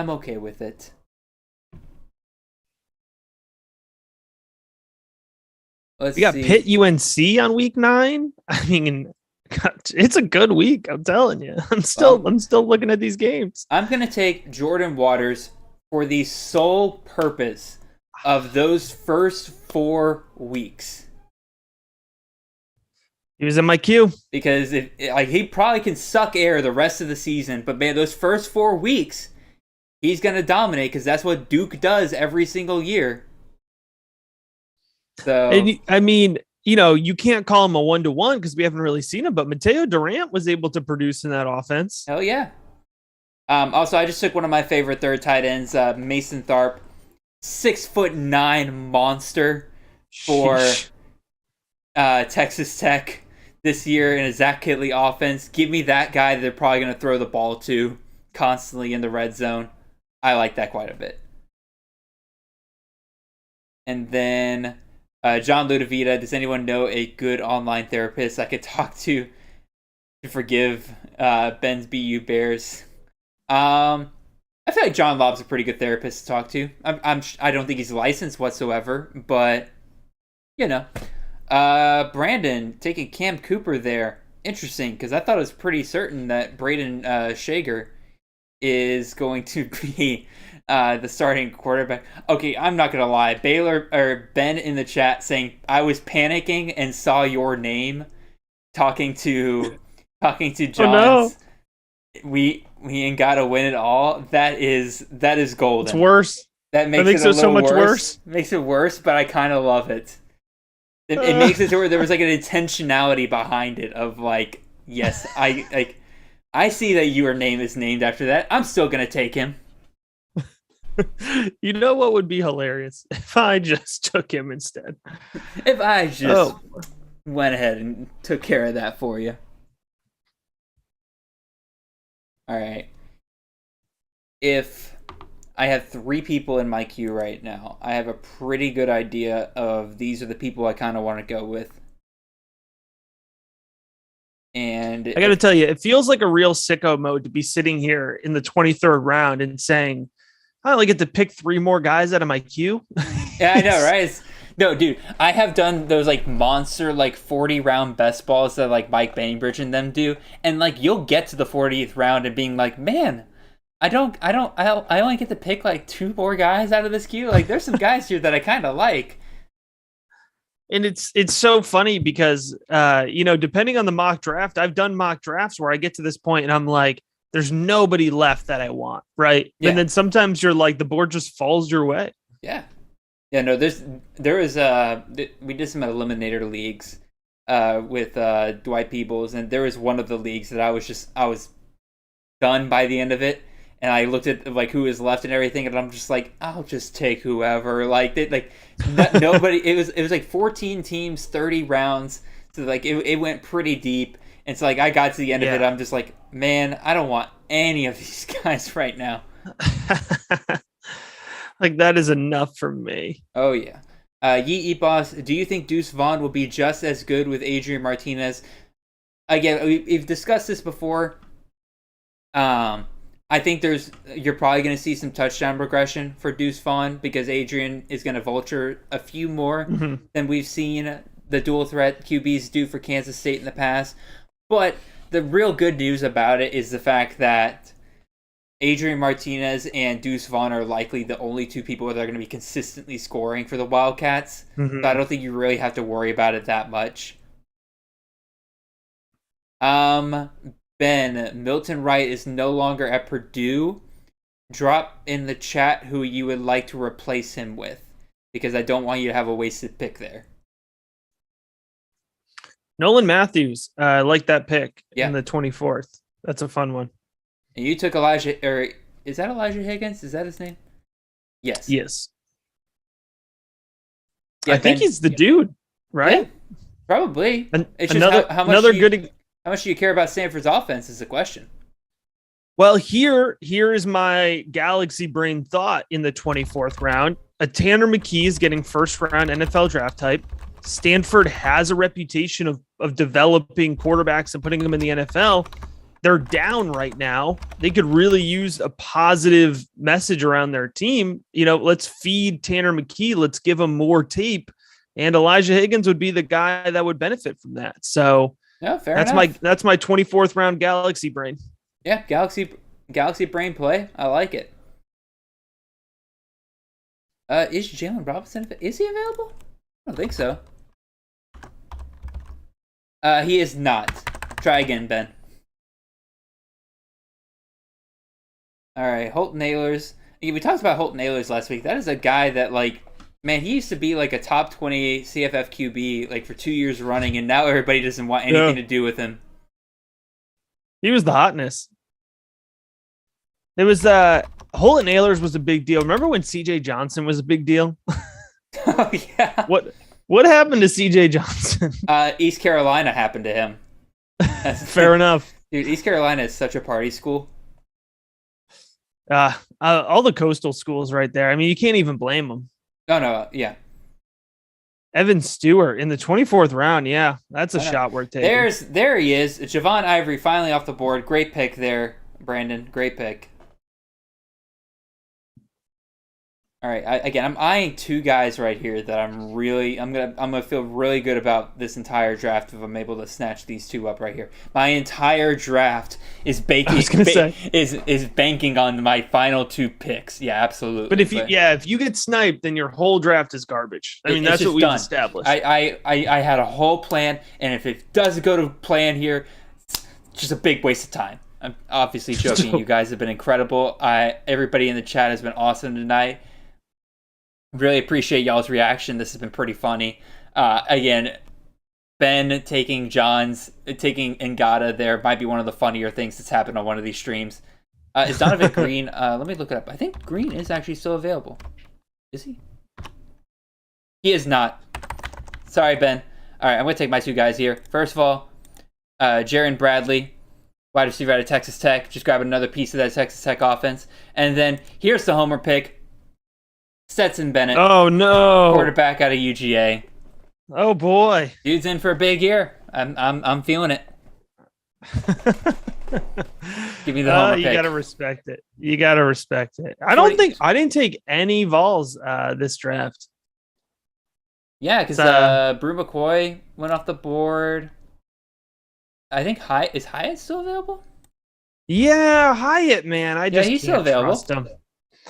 Yeah. No. I've got him stashed in enough places. We're still waiting on that talent to come through. Oh yeah. I choose not to respect it. I agree, John. Choose not to respect it. Hey man, you're the one who wanted to take Joseph and God after 2 years of not doing anything, so I don't want to hear it, John. I don't want to hear it. Fair enough. And he did take Draco Malfoy in the 22nd round, so, Is Stetson Bennett the worst QB to win the Natty in the past 2 years? JT Barrett win one? I would probably take college. Also, I would take college JT Barrett over Stetson Bennett. Also, Greg McElroy was worse than Stetson Bennett. I think we can say that. Does Greg McElroy make that throw to A.D. Mitchell in the Natty?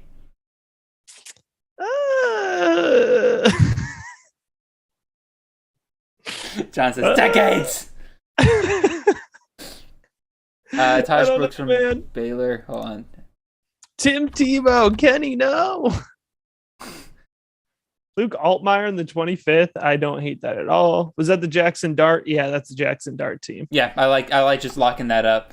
Also, Ben, thumbs up. I got you, Taj Brooks.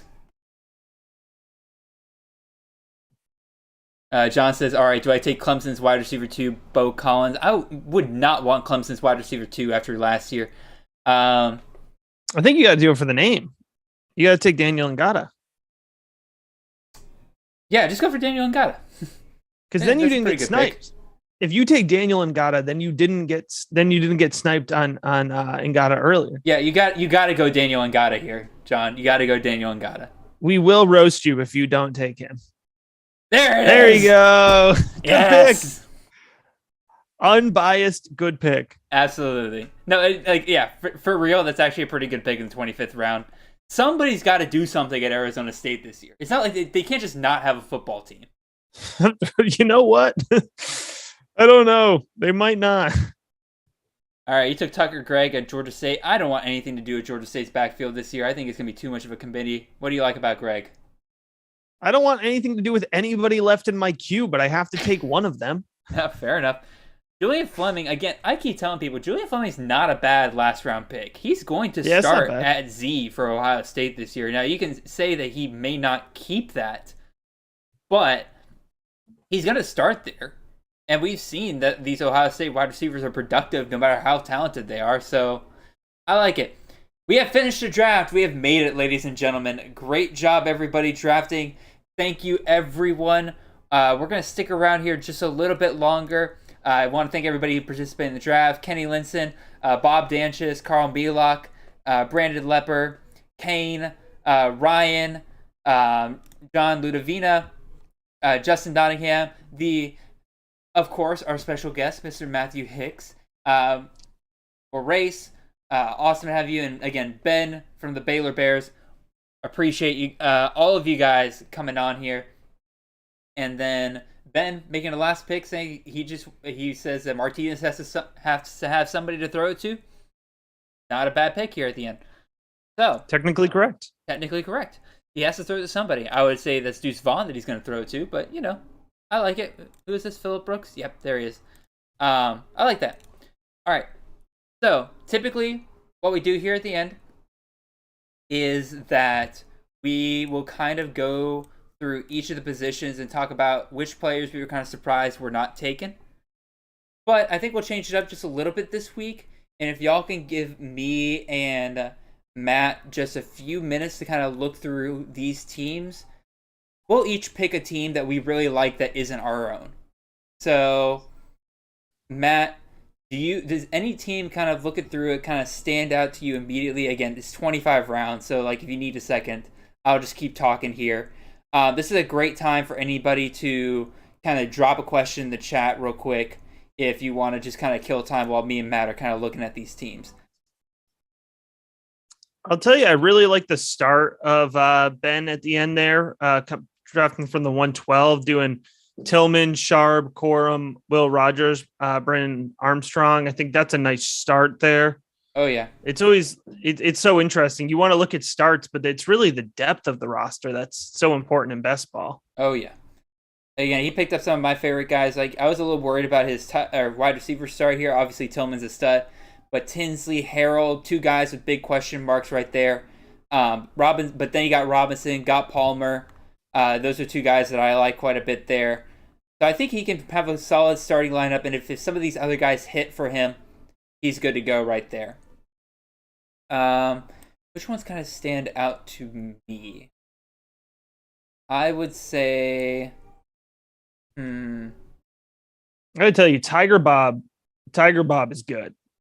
Oh, yeah, I'm liking this draft a lot, just kind of looking at it and everything. Again, Singleton, don't typically love picking him that early, but again, if he's your fourth running back, I don't mind it whatsoever. Waiting till round 6 and getting DTR and Hainer on the turn, and then, backing that up with Hall, and even Delora late, that's a good, and I love Dracovic. I'm not sure about for CFF, but he did well to wait on quarterback. I agree 100%. I'm looking at Kenny's draft right here, and Kenny's just taking stuff straight out of my playbook here. CJ Stroud, starting running backs of Jordan Mims, Ontario Brown, but again, he grabs Spears and McWilliams right here in 10th and 11th round. You're going to get a starting running back out of one of these three guys, definitely. So I like that quite a bit there. His starting receiver crew of Harrison, Thornton, Bray, some of my favorite guys right there. Obviously, he took my boy Trigg, and then for him to grab his second quarterback and Frank Harris in the 7th round, I thought that was really great. Again, he really took a lot of my later guys: Fenwick, Burns, Foreman, Ford. You can really tell he watches a lot of my streams and everything because he took a lot of the same guys that I would take. But again, maybe that's part of it. I do like Kenny's draft quite a bit here. So well done, Kenny. And everybody else, again, just kind of looking at it, I don't think anybody really did a bad job with their rosters. I think everybody... Just roast one person. I don't know. This CFF Jared... no, this Matthew Hicks guy here at 110. What a friggin' loser over here. what an absolute garbage draft. Hold on, where is Jalen Robinson? There's Bijan. Jalen Robinson went 10-4. Ben, if you're looking for him, Justin took him. All right, so we each gave a team that we kind of liked and everything. Let's talk about some of these players that didn't come off the board that we were kind of surprised by. I know, Matt, at the very end, you were looking at your queue and you didn't like anybody that was there. But the guys that I thought were a little surprised and did come off the board, looking at quarterback. There's quite a few guys, actually quite a few quarterbacks here I'm a little surprised by. And you can let me know out of which of these guys you kind of agree with. Todd Centeio out of James Madison. Max Duggan or Chandler Morris at TCU. Neither of them came off the board. I'm surprised who took Tyler Shuck. Carl did not back him up with Baron Morton, which I thought was kind of interesting. Granted, he doesn't have to worry about anybody else having Morton if Shuck were to get benched, but even still. Chase Bryce, Appalachia State. He's kind of Mr. Consistent. Jerry Bohannon out of South Florida. That would have been interesting. He's kind of an interesting guy. I know we crapped on him earlier, but Bo Nix out of Oregon, like, if that offense works, he's going to get 20 points a game. Like, that's is he named the starter? He's not been named the starter, but it's pretty much a done deal that he'll probably be the guy. Man, what is going on with Thompson? Man, he can't win that job. Dude, I don't know. I guess he just wasn't as good as we thought he was coming out of camp. Seems like it. Lonnie, great question. Did any of the Hawaii quarterbacks get drafted? Cam Cooper got drafted, but I'm fairly certain that the actual starting quarterback in Braden Shager is sitting on the queue right now. He did not get drafted. And then of the Hawaii wide receivers, the Tamatoa did not get drafted, but did Zion Bowens get drafted? He did not either. So yeah, neither of the... No. Zion Bowens is in there somewhere. Hold on. Gotta do last name here. There he goes. Yeah, Zion Bowens went 21st round, and Tamatoa Makiao Atimalala is still sitting here on the queue. So we had one Hawaii player get taken. Anyway, more quarterbacks here. Jack Salopek out of Western Michigan. I like him as a late round flyer. Other than that, yeah, nobody else really surprised me. Anybody stick out to you, Matt? No quarterbacks left in the queue there. I mean, you could take a shot on Hunter Deckers. He's getting a lot of hype out of camp. Blake Shapen, but again, the offense doesn't really go with it. I wouldn't be shocked if somebody took a 25th round, flyer on Preston Stone, even though I'm a big believer in Tanner Mordecai, but there's always that hype coming out. So, I mean, those are the names that are there, but I'm pretty content with who's there. Yeah. I'm kind of looking at running back right now. There's really nobody that, like, I'm kind of surprised didn't get taken. Ben puts in the chat another good name. I think it's a fun flyer. Ben Shapen, or Blake Shapen out of Baylor. Kind of a fun name there. I mean, he's the starter. Yeah, he is the starter. So it's going to be whether that offense is going to throw the ball enough, which I don't know is going to be their MO, but I know they're excited about Shapen to the point where they named him starter out of spring, right? So, but again, running back, probably the only name that I would say here is Say Bangura, running back out of Ohio. He has been named the starter coming out of spring for Ohio, so a MAC running back right there. I love DeMontre Tuggle his last 2 years. Last year didn't work out well for me, but Bangura, very efficient runner. I could see him performing extremely well behind that very underrated offensive line there at Ohio.